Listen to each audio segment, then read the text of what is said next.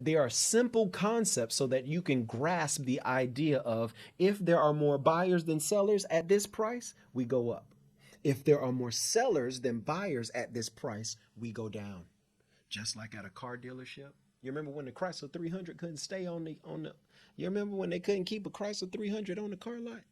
They was hot as fish grease. You can find a Chrysler 300 now for $3.17.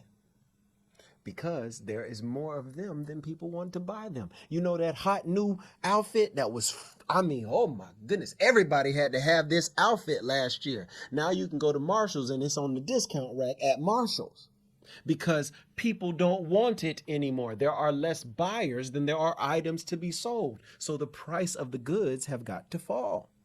Go back, watch the video, make sure you understand. I'll see you in the next one when I teach you how it goes. You gotta follow me, man. You gotta follow. You gotta like get the course. You gotta get the free stuff, and I'll teach you all the rest. Is that cool with you?